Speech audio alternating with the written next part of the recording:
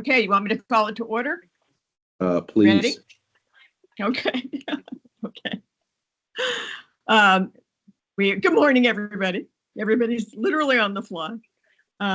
This is the actually first board meeting for 2025, and I'm calling to order on Friday, January 24th at 9:06 a.m. Any public comments? Hearing none. We have some agenda items that are really must do, and again, jam-packed agenda, so we kind of want to move along quickly. Do we want to talk, let's see, we want to do the consent agenda? Yeah, just real quickly on the consent agenda, the meeting minutes from December are there, and then the employee handbook, the budget, we had included red line revisions that we didn't intend to in the board approved changes to the employee handbook. So the Budget Operations and Compensation Committee, we ran these through to remove those unintended changes. So we put that on the consent agenda. So those are the two resolutions for the consent agenda. Move to accept the consent agenda. Great, thanks, John. Do we hear a second? Second, it's Joe. Thanks, Joe. Okay, all in favor? Aye. Aye. Aye. Opposed? Okay, good. And then Opposed? Abstaining. Joanna's abstaining. perfect. Okay. Okay, moving on to item budget. number 2. The budget. Resolution number 3. Perfect. Thanks, Eric. So Okay, I'll give the expedited version of this. We're looking to do our mid-year adjustment of our budget and targets as recommended by the Budget Operations and Compensation Committee. We're decreasing our overall targets by 10 projects and $14.7 million in capital deployed. These are due to timing issues within the PPA, predominantly third-party developed PPA projects, which are just running slower than expected. And one of the state projects, we have a smaller project that's going to close this year rather than a larger project. So the larger project is on track, I believe, for next fiscal year.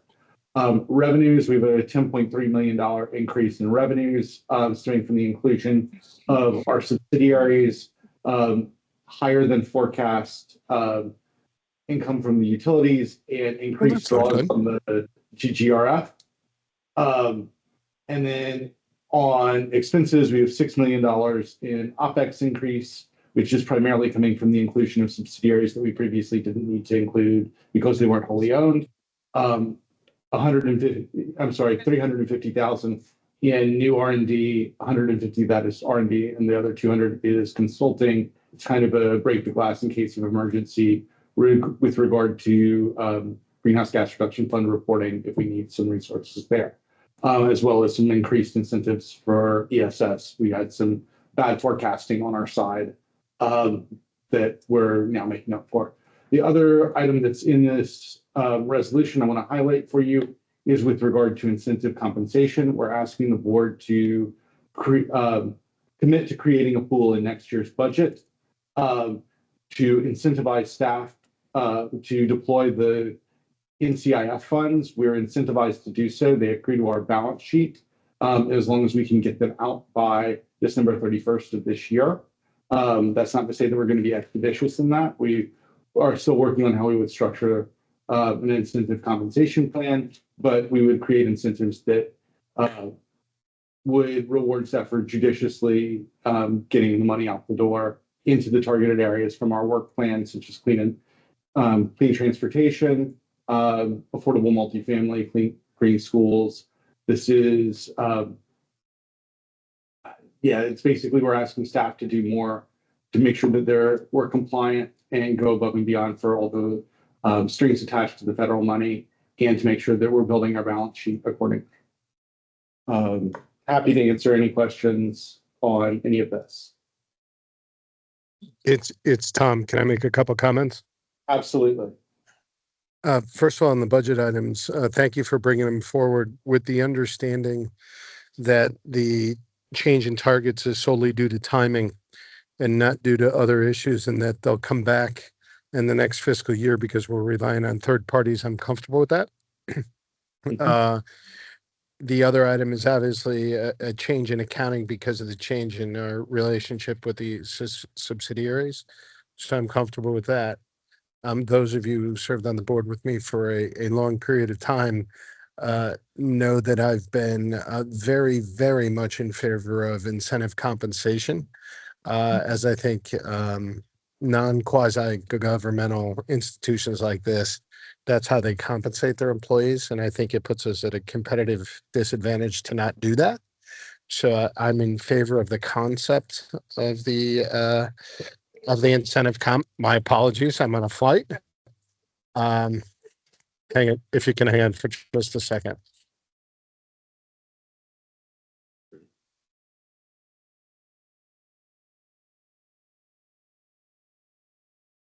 Maybe other. Yeah, my apologies. So the incentive concept I'm in favor for.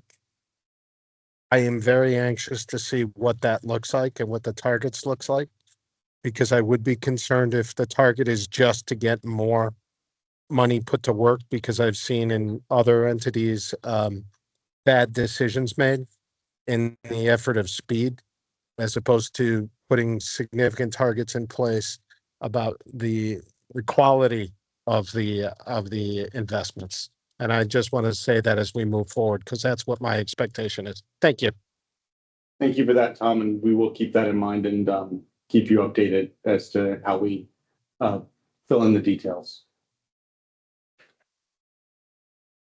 I would just Can- add, hi, this is John Harity. I would just add as chair of the Budget Operations and Compensation Committee that we reviewed all these subjects and approved them unanimously. Yes, after vigorous discussion, so that's good. So, do I hear a motion to approve Resolution 3? This is Dominic, so moved. Seconded. Thank you. Tom, Okay, I'm sorry. all in favor? Aye. Aye. Opposed? And Joanna, I think, is abstaining, so okay. So on to the next item, Greenhouse Reduction Fund, Brian and Stephanie. Yeah, why don't Stephanie, you ready to go? Rather than me set context, let's jump right in. Sure. Hi, everyone. So we first presented the board with a resolution back in July 2024 to enter into contracts with the Puerto Rico Green Energy Trust and the New Hampshire Community Loan Fund as part of our participation in the Coalition for Green Capital's winning National Clean Investment Fund, or NCIF award, as you heard mentioned earlier this morning. So we're coming back to you this morning with more details about what the structure of those draft agreements look like, which were appended to the memo provided earlier. So I'll be very brief, but essentially based on the EPA's terms and conditions, where we're really getting into the language about what's possible to serve as the kind of partner in this capacity for Puerto Rico and New Hampshire, is requiring kind of two agreements. So we have a sub-grant agreement for technical assistance so that they can it covers program administration costs and kind of some market building and pre-development activities, as well as the majority of the funds that you see here on the slide for each respective entity would be covered through a loan and security agreement. And there are protections detailed in the memo for the Green Bank, as well as like an oversight role in this process, as we know that that's an important component here. We can move to the next slide. So we present this resolution as a strategic selection. And here you can see, and this again is detailed in more in the memo, kind of the reasons and the justification provided for working respectively with the Puerto Rico Green Energy Trust and New Hampshire Community Loan Fund. And I'll just say that, I think we can move to the resolution slide. I just wanted to mention that I think the Green Bank is taking a unique kind of leadership role here, and not only helping CGC in its mission to expand the national network of green banks across the country, but also working with entities through NCIF and through our subaward agreement that may not have otherwise received funds or had the capacity to kind of participate in the application process on their own. So I pause there, see if there's any questions, but if not, we can vote on the resolution.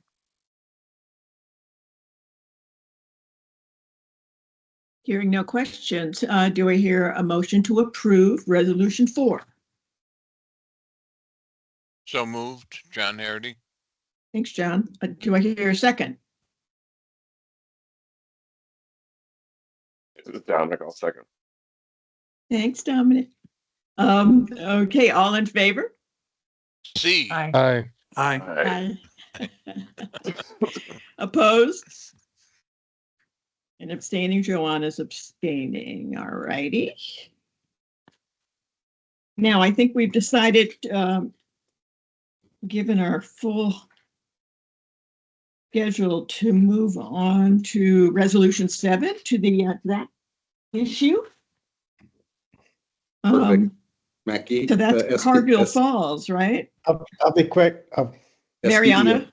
No, sorry, Chair Reed, the Small sorry, Business Energy Tori, I see. Advantage. I Yep. see. Mackey. All right. Sorry. Go, Mackey. I'll be incredibly quick. So this is an extension of our just over 6-year partnership with Eversource and Amalgamated Bank to provide capital to Eversource's on-bill 0% financing program for small businesses, municipalities, and the state. We provide 20% of the capital. Amalgamated Bank provides 80%. We are fully backstopped by the Energy Efficiency Fund. So this is an incredibly secure lending structure for us that serves a great purpose of providing capital for those end users for energy efficiency projects. Next slide. We've done over 113 million in capital since the beginning. The terms would basically remain the same. Amalgamated Banks reducing their purchase commitment, but we don't expect that to have an effect. It's really just to bring it in line with what the actual volume has been. Our commitment would remain the same, with just in case for some reason we do go beyond the outstanding balance, then we could purchase 100% of those loans. So requesting a 3-year extension to align with the new conservation and load management plan.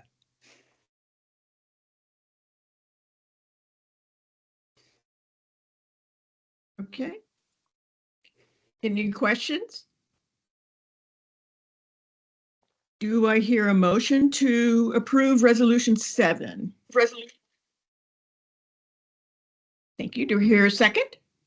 Second, it's Joe. Thank you. All in favor? Aye. Aye. Aye. Opposed?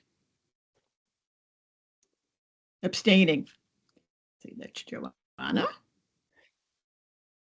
Okay, and the next item, oh, sorry. So if we, can I just throw out that we do have the CPACE bars, it turns out, are expecting to close soon. They have been waiting to get their projects approved. So I don't, if we could, maybe perhaps they're straightforward solar projects, we can get them done very quickly. So if I could just put it out there, if we're able to, with the quorum to get those done. Otherwise, we're going to have 2 very inactive bars a month.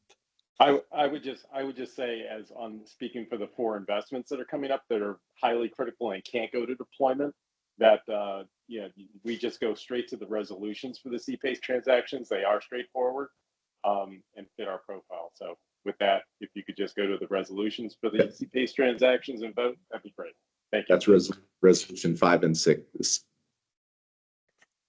5 and 6? Yeah. Resolution 5 is up. Yep, here on the screen. Okay. Do I hear a motion to approve Resolution 5?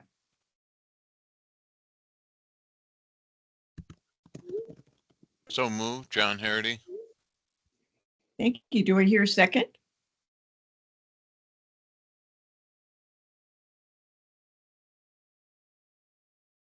Second, It's this is Dominic, Kim I'll Morse. second. Okay. Give me 2. All in favor?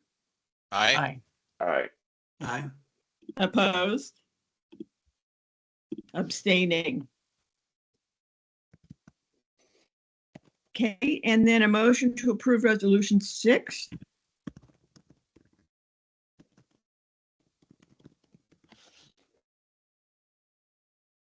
So move, that's Joe. Thanks, Joe. Do I hear a second? A second, John Hardy. Thank you, John. All in favor? Aye. Aye. All right. Opposed? Abstaining? Okay. And Thank you. just double checking. Tom, you still there? I think I hear your voice in the background. Tom? Tom?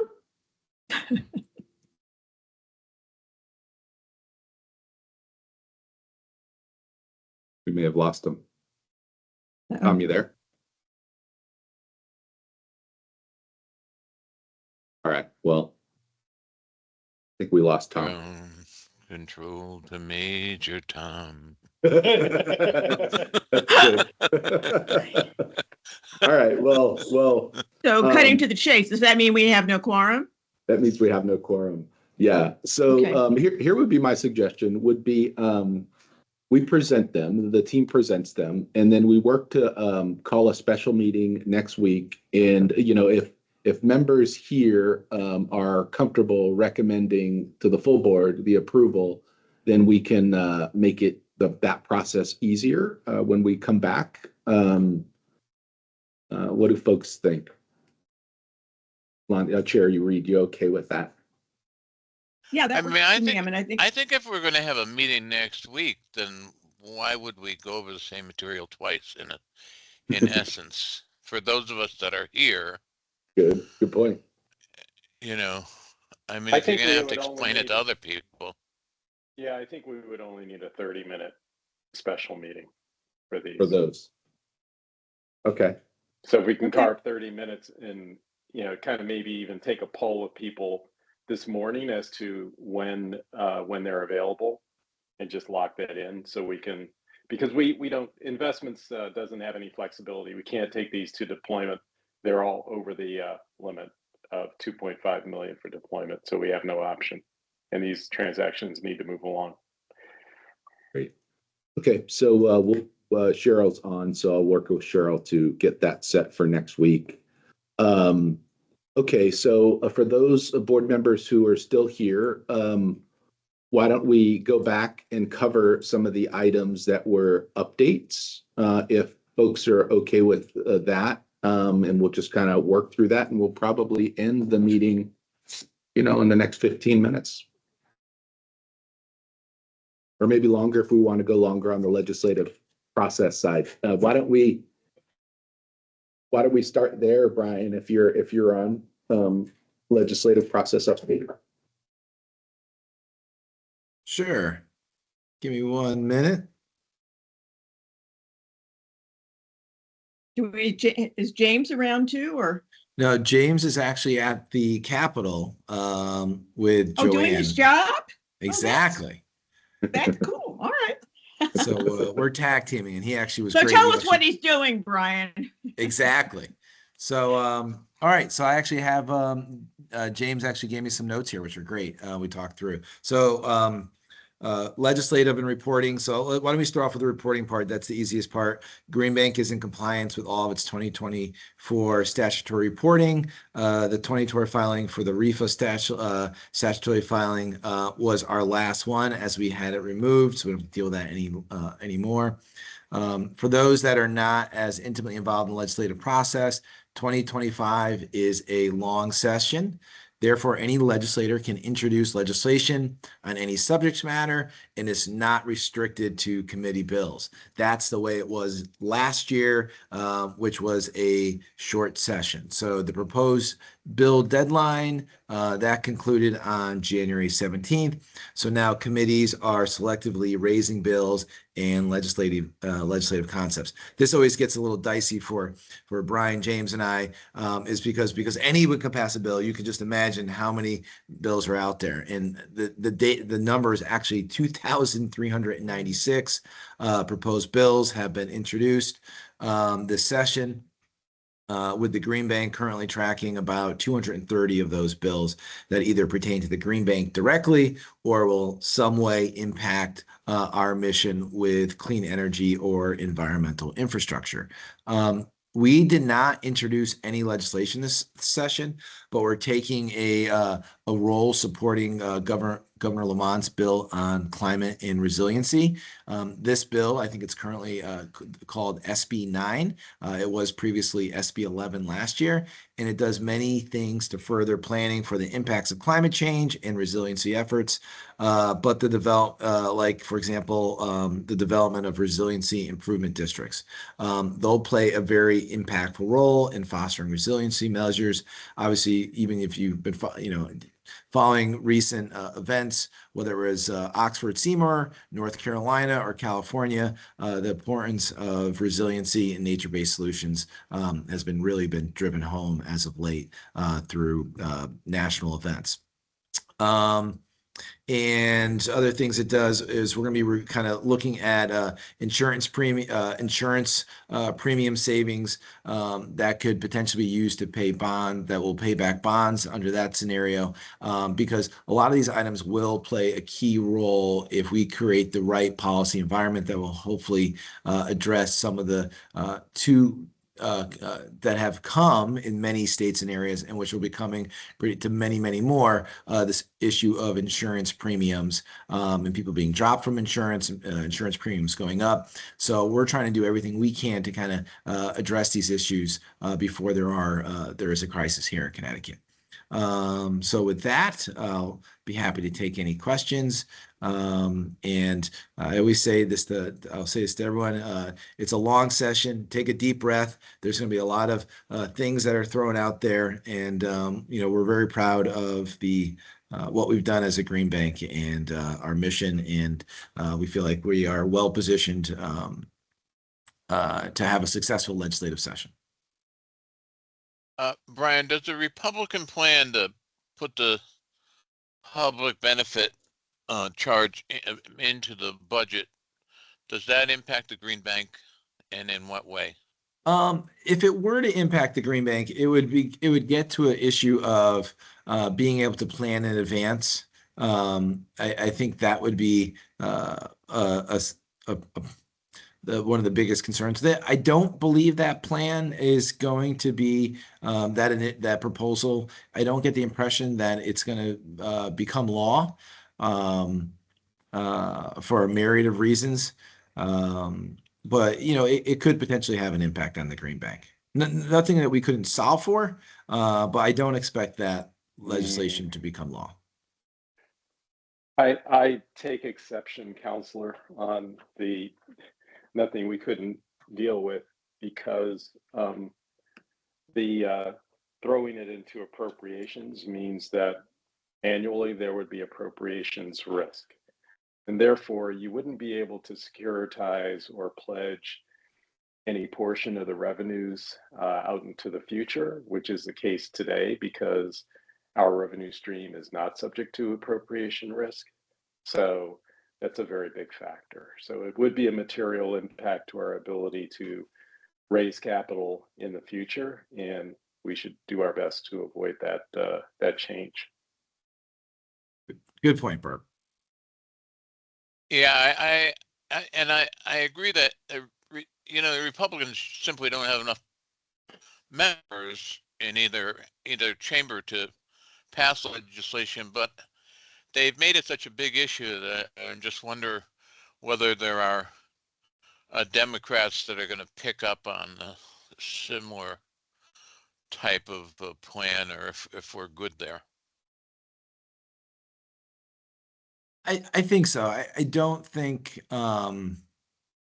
this is going to solve the issue of energy prices in Connecticut, as Governor Lamont has said in leadership. So I think there are numerous larger issues at play that deal with affordability of energy prices in Connecticut. And I think the majority party has made it clear that they don't believe this is going to solve the problem, nor do we.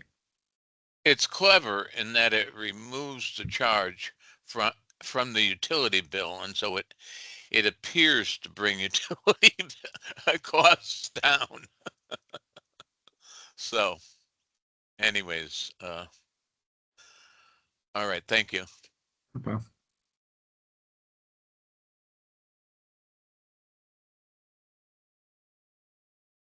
Okay, if there's nothing else on the legislative process, we could move to the Greenhouse Gas Reduction Fund, where we were going to provide an update on our joint work with DEEP on the electric school buses, if folks are okay with that.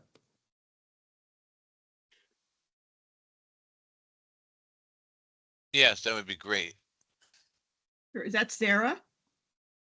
Yes, it's going to be Sarah and Kevin. And let me set some context as we kind of sped through. Thank you, board, for working through those early resolutions, and Stephanie for your really quick review of Puerto Rico and New Hampshire. I just wanted to really kind of I was going to set some context as we were going into it, but knowing we were going to lose quorum. You all might recall about a year ago when we had our December 15th meeting in 2023, literally after that meeting, one of our partners, the Coalition for Green Capital, was notified by the EPA that they were selected as a finalist and went into interviews that January. We came back to the board in January, very similarly to today, with our mid-year FY24 targets and budget revisions. And you might recall that we had a contingent budget of, should CGC win, then we will hire staff to help us through the process. And we were fortunate enough to then in April see the Coalition for Green Capital to be notified that they were selected as a $5 billion National Clean Investment Fund awardee. That means a lot to many members on this board who interacted with Reed Hunt, who served on the board. He was the former CEO of the Coalition for Green Capital. It also allowed us to hire Stephanie Cohane, who's just done a fantastic job kind of getting us from the CGC award to working with Brian and getting a contract in place for the $93.5 million that we're now administering on behalf of Connecticut, our $40 million, Puerto Rico's their $38 million, and New Hampshire their $15 million, which is what you just voted on. So we're going to be helping those other states establish their green banks. We were able to execute final agreements with CGC in early January. Only Brian could probably speak to how difficult that was. We have lots of states who have various interests, and CGC was able to get to a single subaward agreement that we executed in early January. And then 2 weeks after that, we executed an account control agreement that ultimately resulted in the deposit of $93.5 million into a Citibank account that is in the name of the Connecticut Green Bank. So you all might recall in December, we had a very urgent forward look in terms of securing those funds. The Coalition for Green Capital and our team worked very hard to get everything in place so that that money is now in our name and effectively allocated for our investment. So thank you for that support. We were intending to come to Lonnie and Joe for a select few electric school bus projects that we would have made investments in, but we decided to Tom's point, step back. It's still urgent. We're going to still move quickly, but to be really prudent in terms of how we're investing the NCIF funds. So with that, let's go into Sarah and Kevin on how we're looking for our zero emission school bus given our RFP. Just wanted to set some context. All right, Sarah. Thanks, Brian. So as Brian just went through last month, we discussed with the board our plan to use a portion of our NCIF award to support the Connecticut Clean Air Act goal of assisting environmental justice communities to transition their school bus fleets to electric by 2030. And to advance this work, in early December, we issued an RFP to solicit requests for capital to support school bus electrification projects. And we've been working very closely with the DEEP teams, both the Air Bureau and the Bureau of Energy Technology and Policy. DEEP has $6 million in bond funding available for grants in this sector. And so our solicitation was designed to make both pots of funding available to the market. The DEEP bond funding is specifically targeted to projects that have already secured partial funding through the EPA Clean School Bus Program, which is a federal grant program. And because we were able to issue those solicitations in concert, we're aiming to build sort of cost-efficient capital stacks that leverage the federal grant funds, the federal tax credits, then the state grant funds, and then our financing to sort of fill the gaps on those projects. I'm pleased to report that we had a very robust participation in the solicitation. Nearly every federal awardee in Connecticut participated in our RFP. We received a total request to support 217 buses and 254 chargers for those buses. Importantly, each bidder serves a community that's required to transition their fleets to electric by 2030. The Connecticut designated environmental justice communities under the Connecticut Clean Air Act. So we had such strong demand that the DEEP grant funding is oversubscribed. And so our team has worked closely with the DEEP leadership to develop thoughtful and equitable grant allocations for each project. And we're now in the process of negotiating the final blended capital packages to ensure that these projects are, as Brian said, prudent, from a green bank investment perspective, and also aligned with the state goals for how the funds are being deployed and to achieve the Connecticut Clean Air Act goals. So the request that we're bringing today is that we, on February 19th, we had a deployment committee meeting scheduled, but as the deployment committee can only approve projects up to $2.5 million, and some of these projects we expect to exceed that amount. We're requesting that the full board reconvenes in February so that we can bring the final negotiated packages to you all to talk through. So happy to take any questions about it. I also have Kevin Moss, our Senior Manager of Clean Transportation, on with me that has been intimately familiar with all of these and working closely with the bidders to negotiate these packages.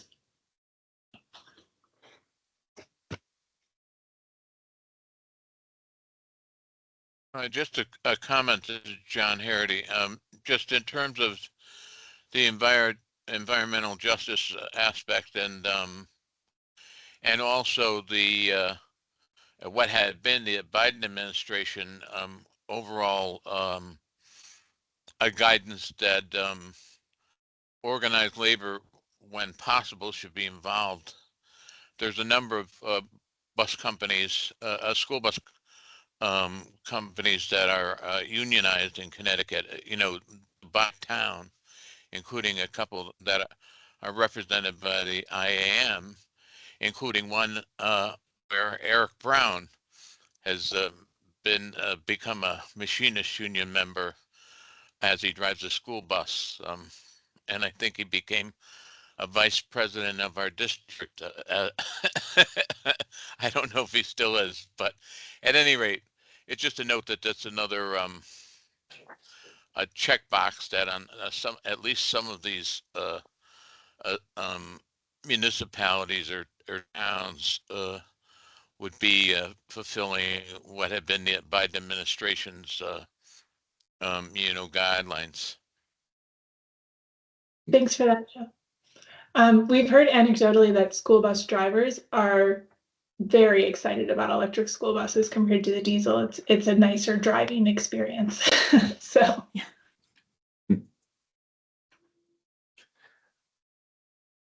Excellent. Sarah, So this is Lonnie. Just remind me the name of the company that has most of the green buses in Connecticut. We're dealing with them, right? So I would say that so far across the nation, the largest procurer of electric school buses and largest operator is First Student. And that was it. Yeah, they did participate in this RFP. Yes. Great, thank you.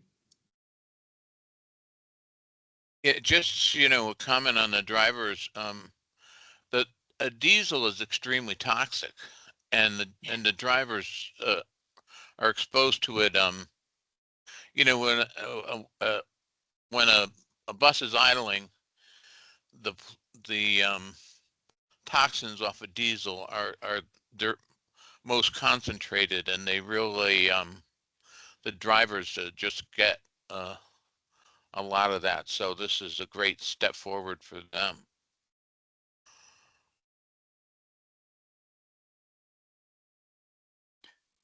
And I would just add from Deep's perspective that I think we've had a really good partnership here with the leadership of the Green Bank, and we all appreciate that leadership. This really wouldn't have happened without Sarah and the team moving this very expeditiously, putting in a lot of extra hours to get this done. And but we here at Deep think this is a wonderful program, and look forward to seeing how these bids play out.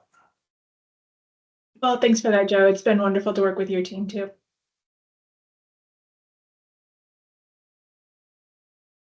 Excellent. So we've got 2 meetings. We'll work to schedule a special meeting next week for some of the investment proposals that we weren't able to work through today.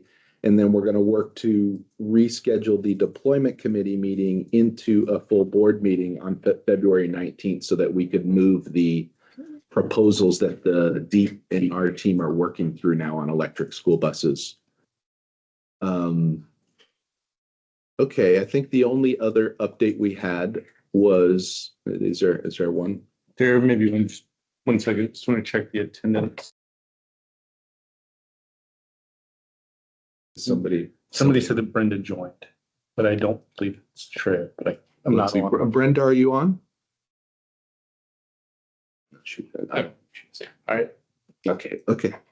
Yeah, she was ill. She had a bad cold. Okay, I think the final item that we had was in other business. It's a real quick one. We are going to come back with a great energy efficiency revolving loan fund partnership with Deep. We're going to come back with our USDA Rural Energy Savings Program letter of credit with Webster. But the only other report out is on the comprehensive plan where the board's approval today of the revisions to the budget and targets gets reflected into the comp plan. So you'll see in your materials a red line edit of the comprehensive plan. The probably biggest part of the red line edit is really the introduction. We're in a presidential transition. So the tone of the introduction to the comprehensive plan is really about from Biden's IIJA and IRA to President Trump's all of the above energy strategy. So that was probably the largest lift of the document. But other than that, we've got our revisions now to the targets and budgets. Various other updates were made throughout. For example, Raise Green is now Honeycomb, which we know on our Green Liberty notes and the like. So you'll see that in the materials as well.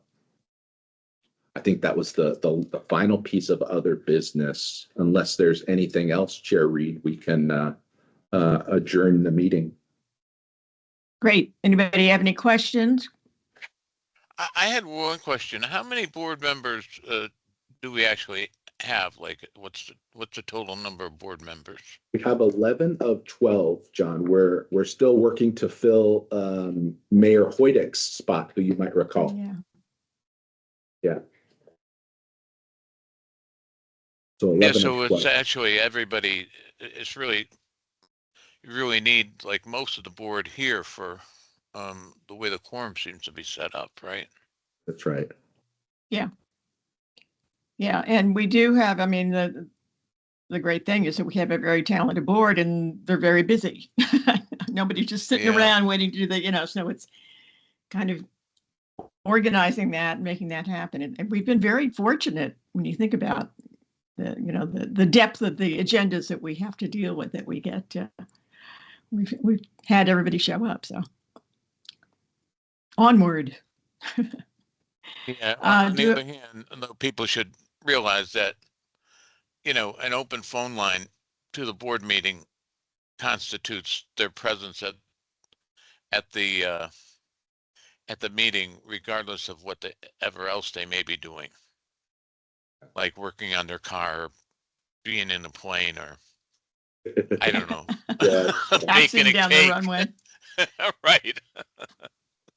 Well, yeah, and just a quick final comment, just of appreciation for the board, you as board members volunteering your time in all these things.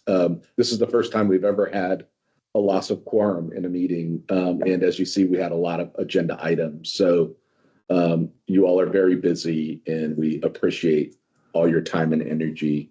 I'll work with Cheryl to get something rescheduled next week really quickly. And we'll work through these items. But thank you for your time today. Do I hear a motion to adjourn? So moved. Second? Second. Okay, good. Well, all right. All in favor? Yes, Aye. Aye. All right. Aye. Bye. we're adjourned. Have a good Thank weekend, you, everybody. all. Have a good Bye. Have a good weekend. weekend. We'll see Take you, care, folks. everybody. Bye-bye. Bye, guys. Nice. Take care.